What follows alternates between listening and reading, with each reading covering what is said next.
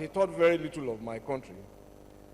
The idea of the freedoms to think, to speak, and to ask questions is too valuable for me to exchange for development under an autocratic or undemocratic government.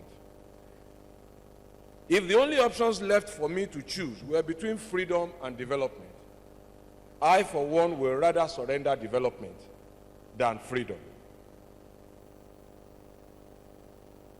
So I worry, as we must all worry, when I hear some people saying today that it is part of their achievement that they allow us to express ourselves.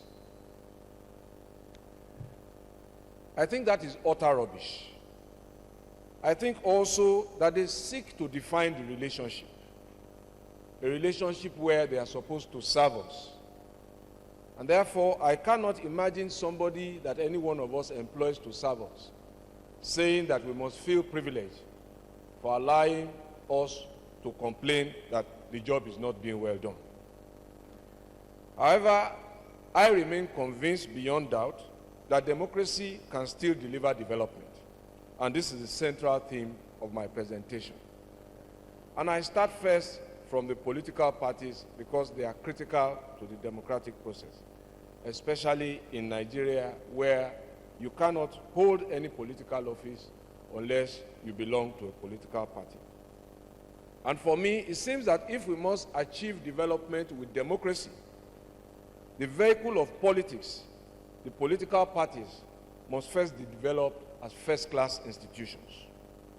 The first thing to seek is the idea behind governance, and this is often contained in the program of a political party. It is very important because the extremes of left and right ideologies have perhaps now converged around the center. Indeed, if China and Russia are democratizing,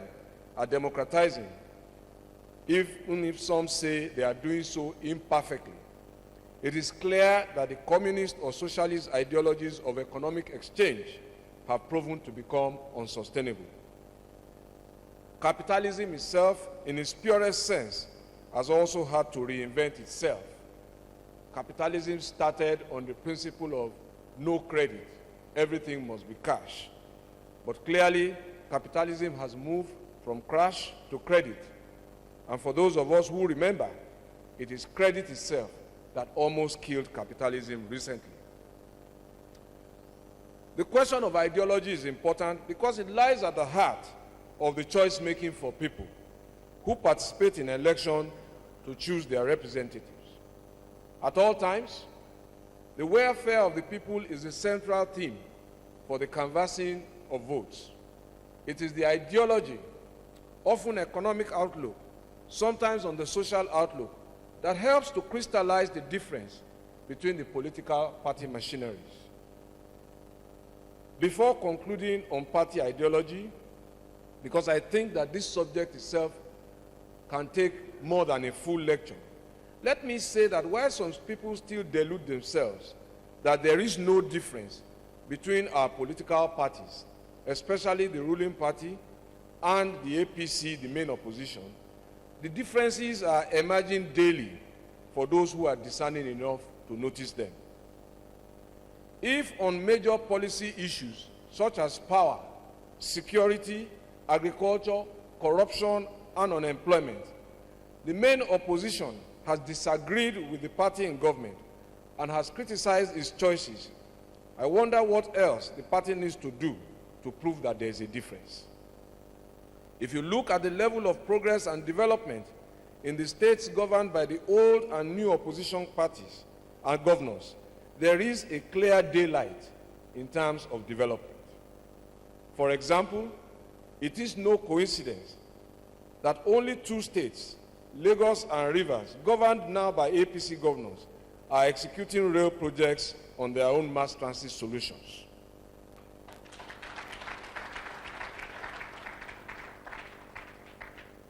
The party in government has lied about when there will be stable electricity for 16 years. And an APC state, Lagos, has led the way in showing what is possible with its power initiatives in Egmi, Akute, Lagos Island, and Alausa, Ikeja, and Lekki power plants will be delivered later this year.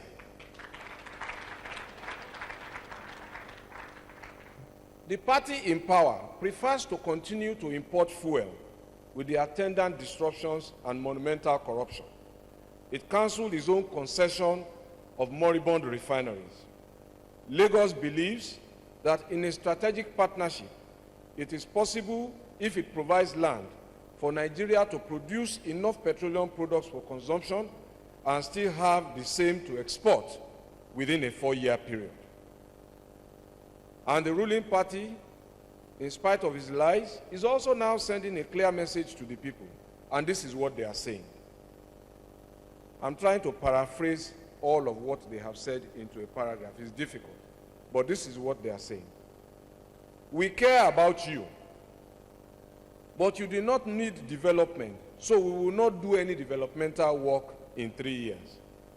In the 4th year, we will give you money. We will give you kerosene, and we will give you rice. Please vote for us. And use the money we give you to provide your own roads, your own schools, your own hospitals, and security until we see you again in 4 years' time. End of quote.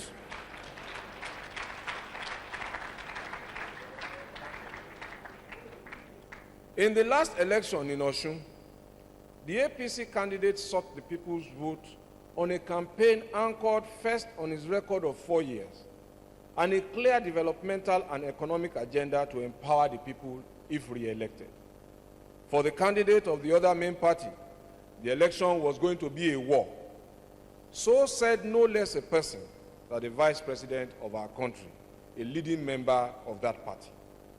The candidate therefore anchored his campaign on an intention to capture Osun. For me, there is clear daylight between these two approaches. Anyone who still pretends not to see this major economic ideological difference will not see the tallest building in the world, even if he stands in front of it. Now, I will go to people and members of that party, because I've started from the structure of democracy itself as a political party. I will now go to the people of the society and the members of the party. And I will start this part with a quote from Bertolt Brecht. And this is what he said, quote, "The worst illiterate is the political illiterate. He hears nothing, sees nothing, takes no part in political life. He doesn't seem to know that the cost of living, the price of beans, of flour, of rent, of medicines, all depend on political decisions. He even prides himself on his political ignorance. He sticks out his chest and says that he hates politics. He doesn't know the imbecile that from his political non-participation comes the prostitute, the abandoned child, the robber, and worst of all, corrupt officials, the lackeys of exploitative multinational corporations." End of quote. Distinguished ladies and gentlemen, you may have heard this. So many people say, I don't want to get involved. Politics is too dirty. But in that sense, we create a very big gap. It is regrettable that majority of the members of our political parties and politicians do not yet incorporate and include the critical elite of our society. They still see politics as something too dirty. Whether we like it or not, history has shown that the elite of any society, especially its professional cadre, and the very best of them, decide the direction of the nation when they come to a consensus about the political pathway for their nation, even if they belong to different political parties. So I ask, where are all the people who have built things with their hands in our country? What are they doing outside government? Where are the founders of our great banks, our great businesses, our telecoms, in our body politic? Are they just content to finance politics and yet remain unwilling to take the plunge? There is unverifiable talk and I repeat, unverifiable talk, that some of them are willing to